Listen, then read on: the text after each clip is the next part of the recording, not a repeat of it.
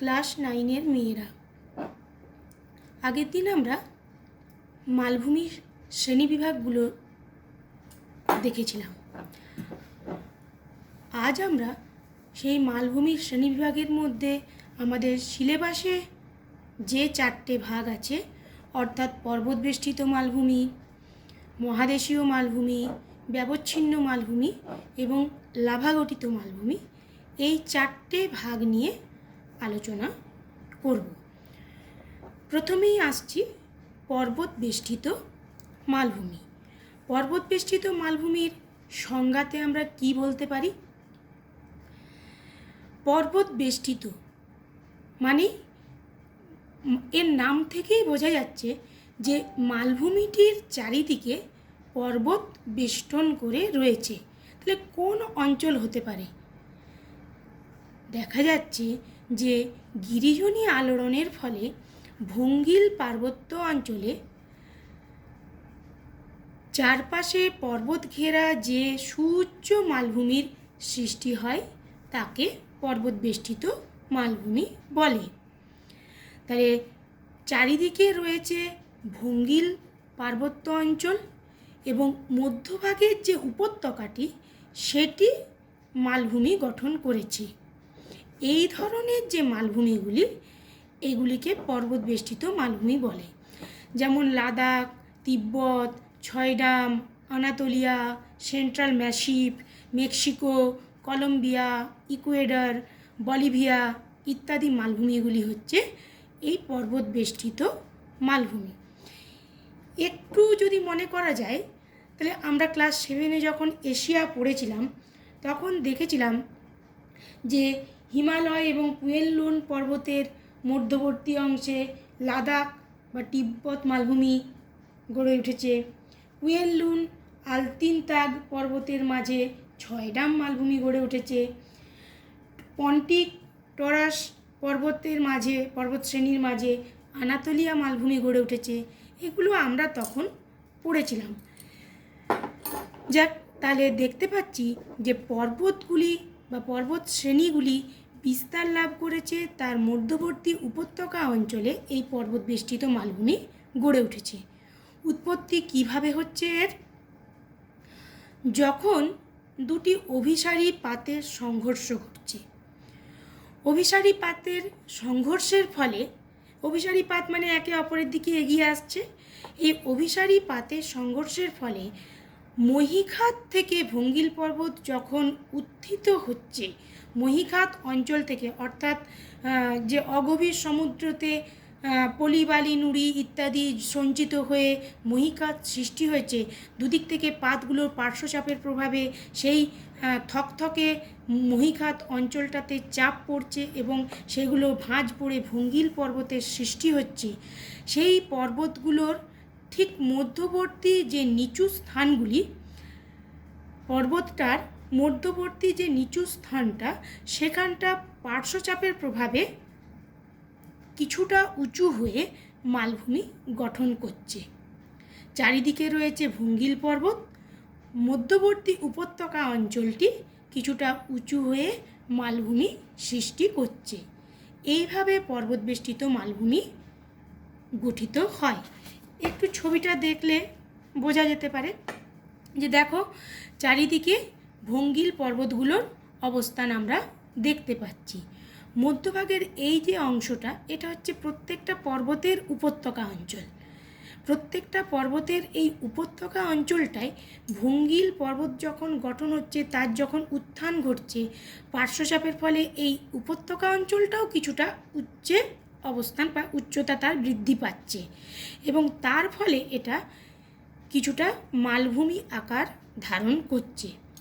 চারিদিকে পর্বতে ঘেরা রয়েছে, মধ্যভাগের এই উপত্যকা অঞ্চলটাই পর্বতবেষ্টিত মালভূমি রূপে অবস্থান করছে। পর্বতবেষ্টিত মালভূমির বৈশিষ্ট্যের ক্ষেত্রে প্রথমেই আসছি উচ্চতা। যেহেতু ভঙ্গিল পার্বত্য অঞ্চলে এই মালভূমির সৃষ্টি হচ্ছে, ভঙ্গিল পর্বত গঠন তখনও চলছে, তার উচ্চতা বৃদ্ধি পাচ্ছে, ফলে এই মালভূমিগুলোর উচ্চতাও কিন্তু অনেক বেশি হয়ে থাকে। ভঙ্গিল পর্বতের উচ্চতা বৃদ্ধির সাথে সাথে এই মালভূমিগুলোরও কিন্তু উচ্চতা বৃদ্ধি পেতে থাকে। বিস্তার, এই মালভূমির বিস্তার অনেক বেশি, অর্থাৎ মালভূমিগুলি বৃহৎ আকৃতি বিশিষ্ট হয়ে থাকে। দেখো, এই কারণেই পৃথিবীর বৃহত্তম মালভূমি তিব্বত মালভূমি এই পর্বত বেষ্টিত অবস্থায় গড়ে উঠেছে। পর্বতে ঘেরা, এটা তো স্বাভাবিক বৈশিষ্ট্য, আমরা বুঝতেই পারছি যে যেহেতু ভঙ্গিল পার্বত্য অঞ্চলে এই মালভূমির সৃষ্টি হচ্ছে এবং পর্বত বেষ্টিত কথাটাতেই আছে, অর্থাৎ মালভূমির চারিদিকে নবীন ভঙ্গিল পর্বতের অবস্থান লক্ষ্য করা যায়।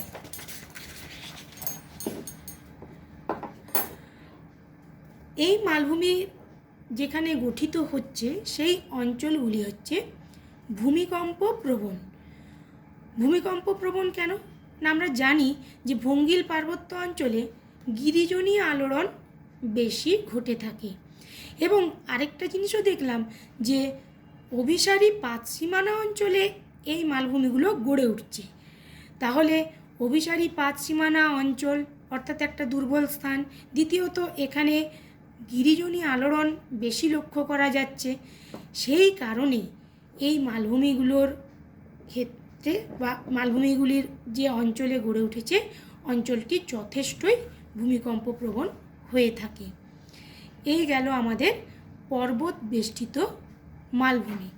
আমাদের এই যে আমরা পর্বত বেষ্টিত মালভূমি বলি, মহাদেশীয় মালভূমি বলি, লাভাগঠিত মালভূমি বলি, যে অংশটাই বলি না কেন, এইগুলো আসে টিকাতে। এবং টিকা লিখতে গেলে আমাদের কিন্তু এইভাবেই লিখতে হবে, প্রথম সংজ্ঞা, তারপরে তার উদাহরণ, কী কারণে এই মালভূমির উৎপত্তি হয়েছে এবং তার বৈশিষ্ট্যগুলি। একদম টিকার আকারে আমি পুরো উত্তরটা সাজিয়ে দিয়েছি। দ্বিতীয় হচ্ছে মহাদেশীয় মালভূমি। মহাদেশীয় মালভূমি নামেই কি প্রকাশ পাচ্ছে যে একটা বিরাট অঞ্চল বা মহাদেশের ম্যাক্সিমাম অঞ্চল নিয়ে যে মালভূমি গড়ে উঠছে তাকে বলা হচ্ছে মহাদেশীয় মালভূমি। সংজ্ঞাতে কি বলতে পারি, মহাদেশের বিস্তীর্ণ অঞ্চল জুড়ে যে প্রাচীন মালভূমি গড়ে ওঠে তাকে মহাদেশীয় মালভূমি বলে। এর প্রাচীন মালভূমি কেন বলছি, কারণ এই মহাদেশীয় মালভূমিগুলি বর্তমানকালে সৃষ্ট মালভূমি নয়। এই মালভূমিগুলির গঠন পৃথিবীর সৃষ্টির সময় যে আঙ্গারা ল্যান্ড এবং গন্ডোয়ানা ল্যান্ড দুটো স্থলভাগের সৃষ্টি হয়েছিল প্যাঞ্জিয়া ভেঙে, সেই যুগের শিলা দ্বারা গঠিত হয়েছে এই মহাদেশীয় মালভূমিগুলি। তাই এগুলোকে প্রাচীন মালভূমি বলা হচ্ছে। এবং সেই যে আঙ্গারা ল্যান্ড এবং গন্ডোয়ানা ল্যান্ডের যে প্রাচীন শিলা, সেই শিলাগুলি ঢালের মতো বা বর্মের মতো কঠিন অবস্থায় রয়েছে, অর্থাৎ এখনো পর্যন্ত পুরোপুরি ক্ষয়প্রাপ্ত হয়ে যায়নি। সেই সৃষ্টির আদি যুগ থেকে আজও পর্যন্ত তারা কিন্তু শক্ত এবং কঠিন রূপে মালভূমি রূপে অবস্থান করছে। তাই এই মহাদেশীয় মালভূমির আরেক নাম হচ্ছে শিল্ড মালভূমি। পৃথিবীতে এরকম মোট 12টি শিল্ড মালভূমি বা মহাদেশীয় মালভূমি আছে। এই মহাদেশীয় মালভূমির উদাহরণ কোন কোনগুলো না, আমাদের ভারতের ক্ষেত্রে দাক্ষিণাত্য মালভূমি, আরব মালভূমি, সাইবেরিয়ান শিল্ড, কানাডিয়ান শিল্ড, পশ্চিম অস্ট্রেলীয় শিল্ড, আন্টার্কটিকা শিল্ড, এগুলো সবই হচ্ছে মহাদেশীয় মালভূমির অন্তর্গত। এবার আমরা দেখি এই মহাদেশীয় মালভূমির উৎপত্তি কিভাবে হয়েছে। ভূ আলোড়নের ফলে আদি ভূখণ্ড কি ছিল নাম, প্যাঞ্জিয়া। ভূ আলোড়নের ফলে এই প্যাঞ্জিয়ার ভাঙন ধরে। ভাঙনের ফলে দুটো স্থলভাগের অংশ প্রথম লক্ষ্য করা যায়, একটা হচ্ছে গন্ডোয়ানা ল্যান্ড আর একটা হচ্ছে আঙ্গারা ল্যান্ড। এই আঙ্গারা ল্যান্ড এবং গন্ডোয়ানা ল্যান্ড সেই সময়ের ভূ আলোড়নের জন্য বিভিন্ন দিকে সঞ্চালিত হয়। দীর্ঘদিন ধরে বিভিন্ন প্রাকৃতিক শক্তির দ্বারা এই গন্ডোয়ানাল্যান্ড এবং আঙ্গারাল্যান্ডের যে কঠিন শিলা সেটা ক্ষয়প্রাপ্ত হয়। ক্ষয়প্রাপ্ত হলেও সেটা কিন্তু এখনও সম্পূর্ণরূপে ক্ষয়ীভূত হয়নি। ক্ষয়প্রাপ্ত হয়ে উচ্চতা তার হ্রাস পেয়েছে এবং বর্তমানে সেই প্রাচীন এবং শক্ত শিলা মালভূমি রূপে অবস্থান করছে। এইভাবেই আমাদের শিল্ড মালভূমি বা মহাদেশীয় মালভূমিগুলি সৃষ্টি হয়েছে। মহাদেশীয় মালভূমিগুলির বৈশিষ্ট্য কী? না, প্রথম বৈশিষ্ট্য হচ্ছে এর বিস্তার। প্রাচীন মহাদেশীয় মালভূমিগুলি মহাদেশের একটা সুবিশাল অংশ জুড়ে অবস্থান করেছে। সব মালভূমিগুলোই যে সুবিশাল অংশ জুড়ে অবস্থান করেছে তা নয়। যেমন পুরো মহাদেশ জুড়ে অবস্থান করেছে এইরকম মহাদেশীয় মালভূমি হলো আন্টার্কটিকা মালভূমি। আবার মহাদেশের কিছুটা অংশ জুড়ে অবস্থান করেছে এইরকম মহাদেশীয় মালভূমি কোনগুলো? না, আরব মালভূমি, সাইবেরিয়ান শিল্ড, দাক্ষিণাত্য মালভূমি, এই সমস্ত মালভূমিগুলো মহাদেশের একটা বিস্তীর্ণ অঞ্চল জুড়ে অবস্থান করেছে। তাই এর বিস্তার কিন্তু খুব একটা কম নয়, অনেকটা অঞ্চল জুড়ে এর বিস্তার লক্ষ্য করা যায়।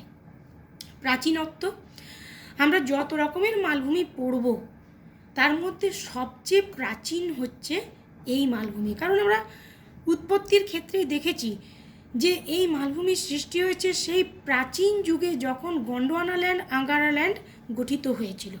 তাহলে সবচেয়ে প্রাচীন মালভূমি হচ্ছে এই মহাদেশীয় মালভূমিগুলি। অনমনীয়, প্রাচীন কাল থেকে আজ পর্যন্ত বিভিন্ন ক্ষয়কারী শক্তিগুলো এর উপর ক্রিয়া করেছে। তা সত্ত্বেও সম্পূর্ণরূপে এগুলো কিন্তু নিশ্চিহ্ন হয়ে যায়নি। তার কারণ এই মালভূমিগুলি ম্যাক্সিমামই গড়ে উঠেছে আগ্নেয় শিলা এবং রূপান্তরিত শিলা দিয়ে। তার ফলে ক্ষয় প্রতিরোধ করে এরা এখনও পর্যন্ত উচ্চতা হ্রাস পেলেও মালভূমির আকারে অবস্থান করছে। তাই মালভূমিগুলি যথেষ্ট অনমনীয় প্রকৃতির। এই গেল আমাদের মহাদেশীয় মালভূমির বিভিন্ন বৈশিষ্ট্যগুলি। এরপর আমরা আসছি ব্যবচ্ছিন্ন মালভূমির কথায়। ব্যবচ্ছিন্ন, ছিন্ন কথাটির অর্থ একে অপরের থেকে পৃথক হয়ে যাওয়া। কার মাধ্যমে পৃথক হচ্ছে? না, মালভূমির একটা অংশ আরেকটা অংশ থেকে পৃথক হচ্ছে বিভিন্ন ক্ষয়কারী শক্তিগুলো। কে? না, নদী, হিমবাহ, এইগুলোর মাধ্যমে পৃথক হচ্ছে। তবে এই ব্যবচ্ছিন্ন মালভূমির ক্ষেত্রে নদীর কাজে আমরা বেশি লক্ষ্য করে থাকি। তাহলে সংজ্ঞাতে দেখি কি পাওয়া যাচ্ছে। যখন প্রাচীন ও সুবিস্তৃত মালভূমিগুলি দীর্ঘদিন ধরে নদ নদী দ্বারা ক্ষয়প্রাপ্ত হচ্ছে এবং বিচ্ছিন্ন হচ্ছে। বিচ্ছিন্ন হওয়ার পর কি হচ্ছে? না, কঠিন শিলায় যে গঠিত অংশগুলো সেইগুলো ছোট ছোট অংশে মালভূমি রূপে অবস্থান করছে, আর উপরিভাগের যে নরম শিলা গঠিত অংশগুলো সেগুলো এই নদ নদী দ্বারা ক্ষয়প্রাপ্ত হয়ে যাচ্ছে। এইভাবে ছোট ছোট যে মালভূমিগুলি সৃষ্টি করছে নদীর ক্ষয়কার্যের ফলে তাকে ব্যবচ্ছিন্ন মালভূমি বলে। ব্যবচ্ছিন্ন মালভূমির উদাহরণ কি? না, বাঘেলখণ্ড, বুন্দেলখণ্ড, মালনাদ, মেঘালয়, ছোটনাগপুর, ফিজেল্ড মালভূমি, এইসব মালভূমিগুলি হচ্ছে ব্যবচ্ছিন্ন মালভূমির উদাহরণ। এই মালভূমির উৎপত্তি কিভাবে হয়েছে? না, প্রাচীন মালভূমি অঞ্চল বিভিন্ন নদ নদীর দ্বারা দীর্ঘদিন ধরে ক্ষয়প্রাপ্ত হয়েছে এবং তার উচ্চতা হ্রাস পেয়েছে।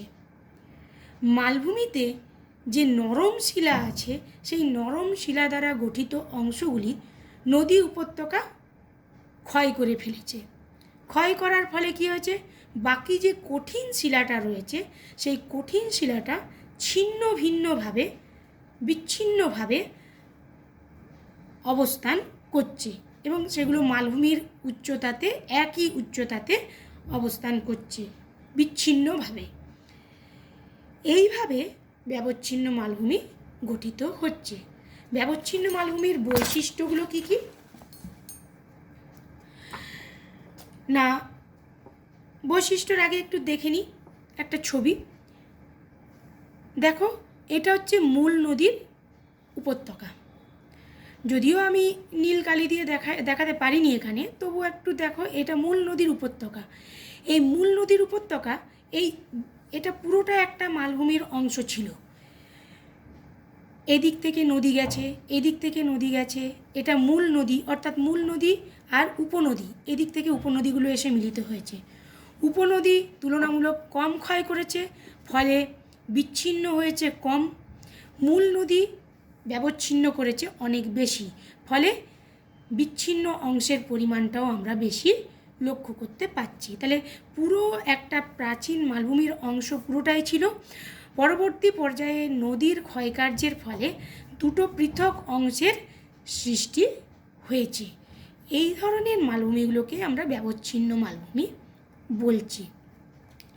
ব্যবচ্ছিন্ন মালভূমির বৈশিষ্ট্য কী না, প্রথম বৈশিষ্ট্য হচ্ছে বিচ্ছিন্নতা। এই মালভূমিগুলি সংকীর্ণ নদী উপত্যকা দ্বারা পরস্পর বিচ্ছিন্ন। প্রত্যেকটাই দেখো নদী উপত্যকা দ্বারা একে অপরের থেকে বিচ্ছিন্ন হয়েছে। উচ্চতা, এরা যেহেতু ক্ষয়প্রাপ্ত হয়ে সৃষ্টি হচ্ছে, তাই এদের উচ্চতা কিন্তু খুব বেশি হয় না। এদের উচ্চতা বেশ কমই হয়ে থাকে। এগুলো নিম্ন মালভূমির অন্তর্গত হয়ে থাকে এই ব্যবচ্ছিন্ন মালভূমিগুলি। এবং প্রাকৃতিক শক্তিগুলোর ক্ষয়কার্যের ফলে এদের উচ্চতা কিন্তু ক্রমশ হ্রাস পায়। তবে ব্যবচ্ছিন্ন মালভূমিগুলো কিন্তু বিচ্ছিন্ন হলেও একই উচ্চতাতে সকলে অবস্থান করে থাকে। শিলা, আমরা আগেই দেখেছি যে কঠিন শিলা যেগুলো গঠিত অঞ্চল, সেই জায়গাতে মালভূমির অংশটা রয়েছে, নরম শিলাটা ক্ষয়ীভূত হয়ে গেছে নদ নদীর ক্ষয়কার্যের ফলে। তাহলে প্রাচীন ও কঠিন শিলা দ্বারা গঠিত হয় বলে, প্রাচীন ও কঠিন শিলা মানে আগ্নেয় শিলা বা রূপান্তরিত শিলা। তাহলে আগ্নেয় শিলাও যথেষ্ট খনিজ সম্পন্ন হয়, রূপান্তরিত শিলাতে তো খনিজ বলয় পর্যন্ত লক্ষ্য করা যায়। তাই এই মালভূমি কিন্তু যথেষ্ট খনিজ পদার্থে সমৃদ্ধ হয়ে থাকে। বিস্তার, এদের বিস্তার খুব বেশি হয় না। আমরা আগের ছবিতেই দেখলাম যে খুব একটা বিস্তীর্ণ অঞ্চল জুড়ে অবস্থান করছে না, ছোট ছোট খণ্ডে এরা বিভক্ত হয়ে অবস্থান করে। পাহাড়, এই মালভূমির উপর ছোট ছোট পাহাড় লক্ষ্য করা যায়। যেমন ধরো আমাদের ছোটনাগপুর মালভূমি, ছোটনাগপুর মালভূমি এবং মেঘালয় মালভূমি এক সময় একসাথে যুক্ত ছিল। পরবর্তী পর্যায়ে বিভিন্ন যে পাহাড়ি নদীগুলো আসছে, যে তিস্তা, তোরসা, জলঢাকা, রায়ডাক, এই সমস্ত নদীগুলোর ক্ষয়কার্যের ফলে ছোটনাগপুর মালভূমি মেঘালয় মালভূমি থেকে পৃথক হয়ে যায়। কিন্তু দেখো, ছোটনাগপুর মালভূমি অঞ্চলে আমরা দেখতে পাচ্ছি যে পরেশনাথের পাহাড় রয়েছে। আবার মেঘালয় মালভূমি অঞ্চলে আমরা গারো, খাসি, জয়ন্তিয়া, এর ছোট ছোট পাহাড় আমরা লক্ষ্য করতে পাচ্ছি। তাহলে এই ব্যবচ্ছিন্ন মালভূমি অঞ্চলে নিম্ন মালভূমি হলেও এখানে ছোট ছোট পাহাড়ের অবস্থান লক্ষ্য করা যায়। এই গেল ব্যবচ্ছিন্ন মালভূমি। এরপর আসছে লাভা মালভূমি, অর্থাৎ সঞ্চয়জাত মালভূমি। ভূ অভ্যন্তরভাগ থেকে উত্তপ্ত ম্যাগমা বেরিয়ে আসছে কিসের মাধ্যমে? বিদার অগ্নুৎপাতের মাধ্যমে। বিদার অগ্নুৎপাতের মাধ্যমে বেরিয়ে এসে যেহেতু তরল প্রকৃতির হচ্ছে, সেহেতু বিস্তীর্ণ অঞ্চলে এটা ছড়িয়ে পড়ছে। এবং সেখানে সেটা শীতল হয়ে সঞ্চিত হচ্ছে। এইভাবে যে মালভূমি গড়ে উঠছে তাকে লাভা মালভূমি বলে। আগ্নেয় পদার্থের সঞ্চয়ের ফলে ওই যে উত্তপ্ত ম্যাগমাটা বাইরে বেরিয়ে এসে লাভারূপে সঞ্চিত হচ্ছে বলে এই মালভূমিগুলি যথেষ্ট খনিজ পদার্থে সমৃদ্ধ হয়ে থাকে। আগ্নেয় পদার্থের সাথে বিভিন্ন খনিজ পদার্থ ভূ অভ্যন্তর ভাগ থেকে বেরিয়ে আসে, সেইগুলো সঞ্চয়ের ফলে মালভূমি কিন্তু যথেষ্ট সম্পদ সমৃদ্ধ হয়ে থাকে, খনিজ সম্পদ সমৃদ্ধ হয়ে থাকে। লাভা মালভূমির উদাহরণ কোনগুলো?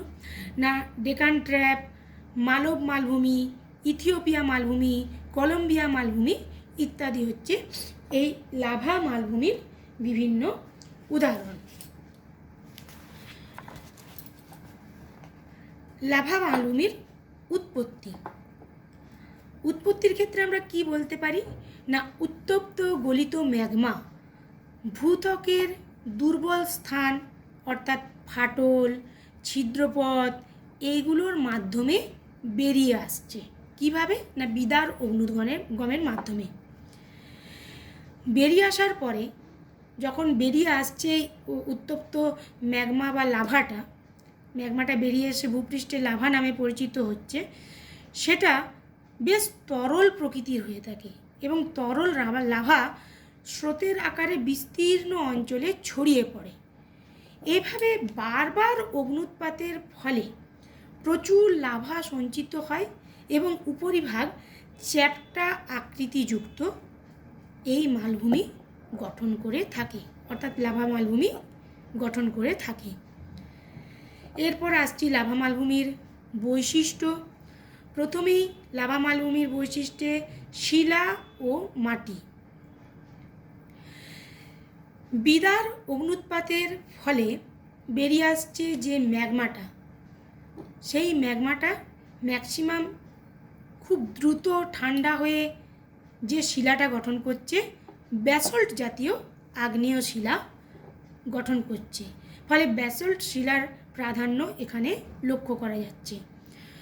পরবর্তী পর্যায়ে ব্যাসল্ট শিলা বিভিন্ন প্রাকৃতিক ক্ষয়কারী শক্তিগুলোর মাধ্যমে যখন চূর্ণ বিচূর্ণ হয়ে মৃত্তিকা গঠন করছে, তখন যেহেতু ব্যাসল্ট শিলা কালো রঙের, কুচকুচে কালো রঙের হয়ে থাকে, সেই কারণে সৃষ্টি করছে চূর্ণ বিচূর্ণ হয়ে যে মৃত্তিকা সৃষ্টি করছে সেটা হচ্ছে কালো রঙের মৃত্তিকা বা কৃষ্ণ মৃত্তিকা। তাই লাভা মালভূমিযুক্ত অঞ্চলগুলোতে ব্যাসল্ট শিলা এবং কৃষ্ণ মৃত্তিকার প্রাধান্য লক্ষ্য করা যায়। শীর্ষদেশ মালভূমির উপরিভাগ যথেষ্ট চ্যাপ্টা প্রকৃতির হয়ে থাকে, কারণ তরল লাভাটা বিস্তীর্ণ অঞ্চল জুড়ে ছড়িয়ে যাচ্ছে, বারবার অগ্নুৎপাত হচ্ছে এবং লাভা বা অনেকটা অঞ্চল জুড়ে ছড়িয়ে যাচ্ছে, ফলে উপরিভাগটা চ্যাপ্টা আকৃতির হচ্ছে। এবং পাহাড়ের এখানে যদি এই লাভা মালভূমিযুক্ত অঞ্চলে যদি কোনো পাহাড় গড়েও ওঠে, সেই পাহাড়ে বা পর্বতের চূড়াগুলো চ্যাপ্টা প্রকৃতির হয়ে থাকে। এগুলো কিন্তু সুচালো চূড়া লক্ষ্য করা যায় না। ধাপ, যেহেতু মালভূমিগুলির সৃষ্টি হচ্ছে বারবার অগ্নুৎপাতের ফলে, বারবার অগ্নুৎপাত হচ্ছে, অগ্নুৎপাতের সাথে সাথে সেখানে আবহবিকার হচ্ছে, ক্ষয়ীভবন হচ্ছে, ক্ষয়প্রাপ্ত হচ্ছে, আবার সেখানে অগ্নুৎপাত হচ্ছে। এইভাবে অগ্নুৎপাত, আবহবিকার, ক্ষয়ীভবন ইত্যাদি প্রক্রিয়াগুলোর ফলে, বারবার এই প্রক্রিয়াগুলো ঘটার ফলে এখানে এর যে প্রান্তভাগ সেখানে সিঁড়ির মতো ধাপ বিশিষ্ট, অর্থাৎ সিঁড়িতে যেমন আমরা ধাপ দেখতে পাই, সেই সিঁড়ির মতো ধাপ বিশিষ্ট ভূমিরূপের সৃষ্টি করে। অবস্থান, সাধারণত এই মালভূমিগুলি মহাদেশের অভ্যন্তরভাগে গড়ে ওঠে, অর্থাৎ এই অঞ্চলগুলো, এই লাভাগঠিত মালভূমি অঞ্চলগুলো মহাদেশের মধ্যবর্তী যে হটস্পট বা প্লিউম অঞ্চল আমরা পাই, সেই জায়গাতে কিন্তু এই মালভূমিগুলি গড়ে ওঠার প্রবণতা বেশি লক্ষ্য করা যায়। এই গেল আমাদের চার প্রকার মালভূমির সম্পর্কে বিভিন্ন বিষয়গুলি। আজ এই পর্যন্তই থাক। এর পরের দিন আমি মালভূমির গুরুত্ব অর্থাৎ মানব জীবন এবং পরিবেশের উপর মালভূমি কতটা প্রভাব বিস্তার করেছে সেই নিয়ে আলোচনা করব।